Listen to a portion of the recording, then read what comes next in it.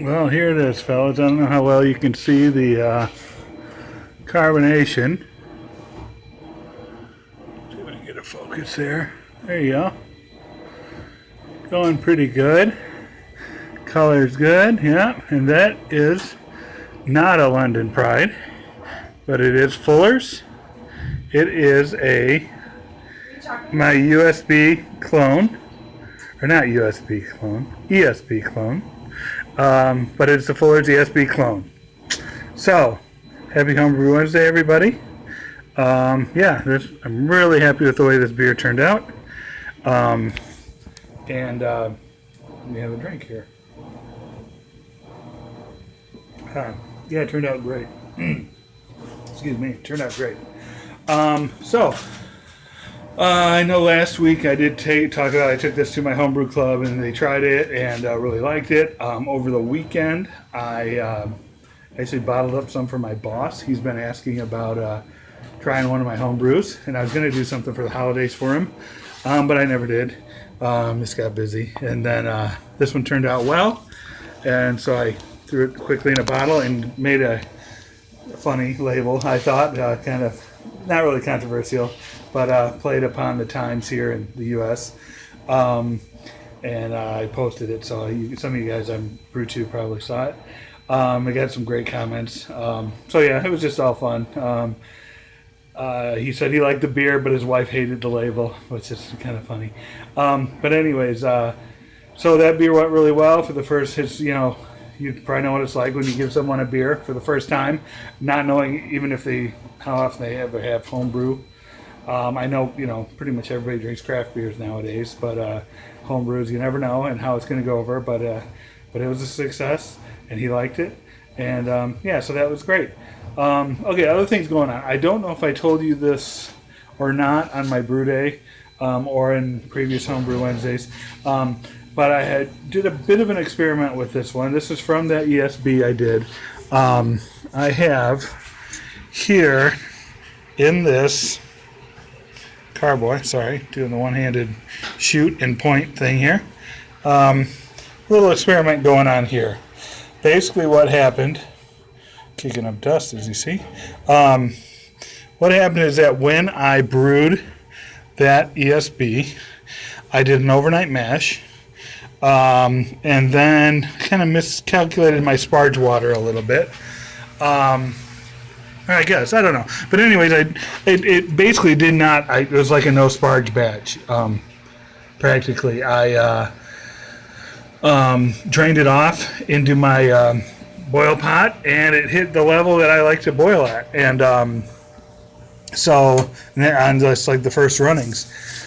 So I threw I had some water already heated up for sparge water, so I threw it in there, and then I ran it off into a second kettle that I just threw the lid on and stuck it in the garage because it's winter here, and it was very, very cold that weekend, and so I just put the lid on the kettle, stuck it in the garage, and it froze.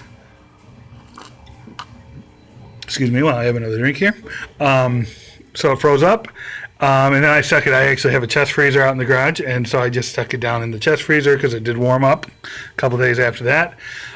So I kept it solid until the next weekend, and then what I did was I went to my homebrew shop and I bought a 3.3 pound thing of liquid malt extract, just a Pilsner, I think. I guess I should have kept that. I might have it out in the garage, the label still. But it was basically a light malt.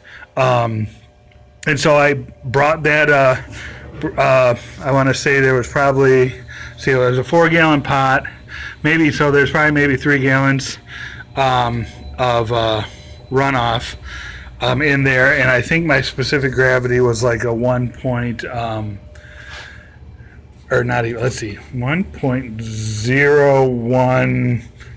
or something like that. I mean, it was really, really ultra light beer as far as specific gravity goes.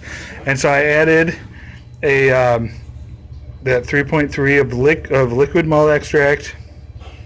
I think I topped it up a little bit. And then I had a whole bunch of extra hops left over from when I did my mostly ghostly. I had some just because it didn't call for, I called for increments of hops that weren't right on the ounce. So I had some like leftovers of things. And so yeah, I threw that in there and just for the heck of it, boiled it. I looked at like other, I hope that's all right. Yeah, I guess it's good. I had some other, or I looked at my previous recipes on which hops were like bitter, which ones were aroma hops, and all that kind of stuff. So I just kind of chucked them in there, and then I drained this ESB off into the keg, and then I dumped that. I cooled that down, and I dumped it right on top of the trub. So there would have been the whatever left hop particles from the previous batch, and then the hops I added. And I didn't even take a specific gravity. I just chucked it all in there, and it took off right away. This is SO4, and it was in, let's see, it wasn't exactly a week. It was probably 2 weeks maybe, because I think I froze it, or maybe it was midweek. I don't know. But anyways, I knew that the yeast would still be alive and doing well, and it did. I cooled it down. I pitched it right in there, and it took off like crazy. And within a few days, it was all done with its initial fermentation, and now it's slowed down. It's pretty much done. So I have to throw that, or I'm going to throw that into a keg, and it looks like we have about 3 gallons. Other things that I do have a 3-gallon carboy over here that I could move it over into if I want to. Yeah. And so, and I have a 2.5-gallon corny. So I don't know. I'm trying to decide what to do with that. In fact, if you have any suggestions, please put them in the comments down below. But I could, rack 2.5 off into that, and then with the rest, do something else with. I have a couple other experiments going on. One of them is this here. And this has been here a long time. This, I did a lager last year, about this time of year. Turned out really well. It was a Maibach, and it went well, except I kegged part of it, because I think at that point the only corning I had was that 2.5 gallon. So I kegged 2.5 gallons of it, and then I bottled the rest. And I let it lager so long that I think the yeast was dead, because I threw in some, since I split the batch, I didn't feel like doing the math, and I just decided to use carbonation drops, because I had a bunch of them, and threw them in the bottles and let them sit until the keg was gone. And then I cracked one open, and it wasn't carbonated at all, and it tasted very sweet. So I don't think there was any yeast left to do anything with that sugar. And so I let it sit for a while, just thinking that, I guess maybe there was a little bit of a hiss when I popped the top, so I'm like, well, maybe this takes a long time to condition, just like it took a long time for it to ferment. But it never got any better. And so what I ended up doing is that I took them all, and I took a bunch of them, and I threw them into this gallon demijohn here, and then I pitched a little yeast. I had some extra yeast from one of those. I don't know if any of you guys ever did any of the Pat Mac, I think that's what they were called, brewing caps.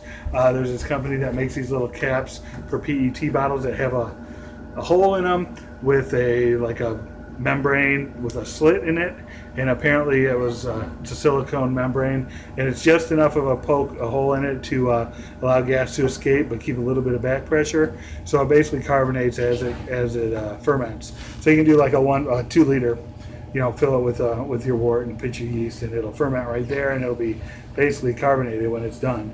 Well, anyways, that came with there was a giveaway a while back where you had to pay for shipping, and they sent you a cap, the instructions, and a little thing of yeast.